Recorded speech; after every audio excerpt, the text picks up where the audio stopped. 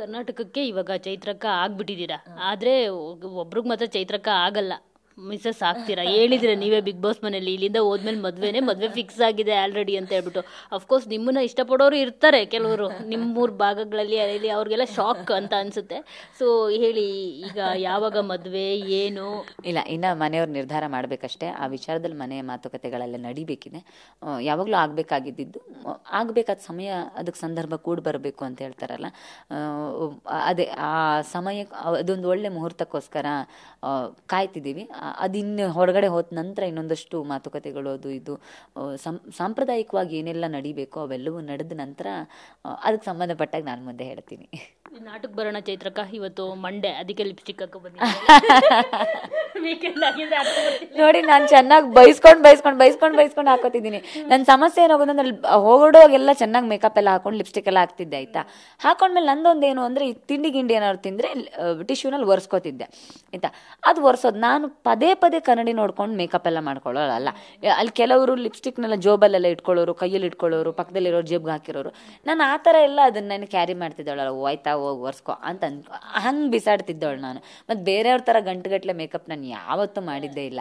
ನಾನು ಹೇಳಿದ್ದು, ನೀವು ವೀಕೆಂಡ್ ಬಂದರೆ ಲಿಪ್ಸ್ಟಿಕ್ ಹಾಕಲ್ಲ, ಮಂಡೇ ಆಗ್ತಿದಂಗೆ ಲಿಪ್ಸ್ಟಿಕ್ ಸ್ಟಾರ್ಟ್ ಆಗುತ್ತೆ ಅಂತ ರಜತ್ ಅವರು ನಿಮ್ಮನ್ನ ಆಡ್ಕೊಳ್ತಾ ಇದ್ರಲ್ವ, ಅದ್ರ ಬಗ್ಗೆ ಹೇಳಿದ್ದು. ಇವತ್ತು ಮಂಡೇ, ಅದಕ್ಕೆ ಲಿಪ್ಸ್ಟಿಕ್ ಹಾಕಿದ್ರೆ ವೀಕೆಂಡ್ ಇಲ್ಲ. ಈಗೇನು ಸಮಸ್ಯೆ ಇಲ್ಲ ಅಂದರೆ, ಒಂದ್ಸಲ ಹಾಕಿದ್ರೆ ಅಳಿಸೋಗ್ಲಿಲ್ಲ ಅಂದ್ರೆ ಆಯ್ತು ಅಷ್ಟೇ ಅಂತ ಅವ್ನು ಸುಮ್ಮನೆ ತಮಾಷೆ ಮಾಡ್ತಿದ್ರು ರಜತ್. ಅವ್ರಿಗೂ ಗೊತ್ತು ನಾನು ಡೈಲಿ ಹಾಕ್ತೀನಿ ಅಂತ. ಕೆಲವು ಸಲ ಟಾಸ್ಕ್ ಎಲ್ಲ ಇದ್ದಾಗ ಹಾಕ್ತಿರ್ಲಿಲ್ಲ ಅಷ್ಟೇ. ಅವ್ರಿಗೆ ಏನಾದರೂ ಒಂದು ನೆಪನ್ ಸಿಗಬೇಕು. ರಜತ್ ಗೊತ್ತಲ್ಲ ಅವ್ರಿಗೆ ನನ್ನ ವಿಷಯದಲ್ಲಿ ಏನು ಸಿಕ್ಕಿದ್ರು ಅವ್ರು ಕಾಲು ಎಳಿತಾನೆ ಇರ್ತಾರೆ. ಅದು ಚಿಕ್ಕ ವಿಷಯನೂ ತುಂಬ ದೊಡ್ಡದು ಮಾಡ್ತಾರೆ ಅಷ್ಟೇ. ಅವರ ಒಂದು ಜರ್ನಿ ಏನಿದೆ 105 days, so after Rajat before Rajat ಅಂತಲೂ ಮಾಡ್ಬೋದಲ್ಲ. ಅದು ಬಹಳ ಜನ ಈಗ ಹೇಳ್ತಿದ್ದಾರೆ. ನಂಗೆ ಒಳಗಿದ್ದಾಗ ಅದು ಗೊತ್ತಾಗ್ತಿರ್ಲಿಲ್ಲ ರಜತ್ ಅಷ್ಟು ಇಂಪ್ಯಾಕ್ಟ್ ಮಾಡಿದ್ದಾರೆ ಅಂತ. ನಂಗೆ ತುಂಬ ಕಿರಿಕಿರಿ ಆಗೋದು. ನಾನು ಯಾವಾಗಲೂ ಅಂತಿದ್ದೆ, ಯಪ್ಪ ಯಾಕೆ ನನ್ನ ಬೆನ್ನಿಂದ ಬಿದ್ದಿದ್ದಾನೆ, ಯಾಕೆ ಕಿರಿಕಿರಿ ಮಾಡ್ತಾನೆ ಅಂತ. ಆದ್ರೆ ಪ್ರತಿ ಸಲ ಅವ್ರು ನಾನು ಅವ್ರ ಬೆನ್ನಿಂದ ಬಿದ್ದಿದ್ದೀನಿ ಅಂತ, ನನ್ನ ಬೆನ್ನಿಂದ ಯಾಕಮ್ಮ ಬಿದ್ದಿದೀಯಾ ಅಂತ ಅವ್ರು ಕೇಳೋರು. ಬಟ್ ಜನಕ್ಕೆ ಗೊತ್ತಾಗಿತ್ತು ಅದು ವಿಕ್ರಮ ಬೇತಾಳದಲ್ಲಿ ಬೇತಾಳ ರಜತ್ತೆ ಅನ್ನೋ ಜನಕ್ಕೆ ಗೊತ್ತಾಗಿತ್ತು. ಸೊ ಆ ವಿಚಾರದಲ್ಲಿ ನನಗೆ ಸಮಾಧಾನ, ಹಬ್ಬ ಗೊತ್ತಾಗ್ತಿದೆಯಲ್ಲ ಜನಕ್ಕೆ ಅನ್ನೋದೊಂದು ಸಮಾಧಾನ. ಜಗದೀಶ್ ಅವರು ಹೋದ್ಮೇಲೆ ಚೈತ್ರ ಅವ್ರನ್ನ ಫೇಸ್ ಆಫ್ ಮಾಡೋರು ಯಾರು ಇಲ್ವಲ್ಲ ಅಂತ ಅನ್ಕೊಳ್ತಾ ಇದ್ವಿ.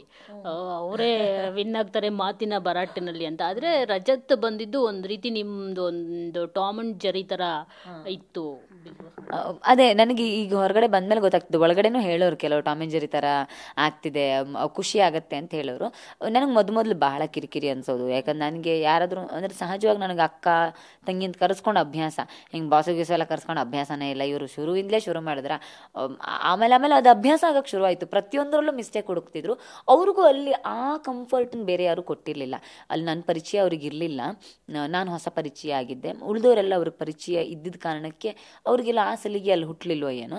ಸೊ ಇಲ್ಲ ಅದೊಂದು ಸಲಿಗೆ. ಮತ್ತು ನಾನು ಇವ್ರು ಪದೇ ಬೇಕು ಅಂತ ಮಾಡ್ತಾರೆ ಅಂತ ಅನ್ನೋ ಕಾರಣಕ್ಕೆ ತುಂಬ ನೆಗ್ಲೆಕ್ಟ್ ಮಾಡ್ತಿದ್ದೆ. ಹಾಗಾಗಿ ಅದು ಆ ಥರ ಕಾಣಿಸ್ತಿತ್ತು ಅನಿಸುತ್ತೆ. ಬಟ್ ಖುಷಿ ಇದೆ.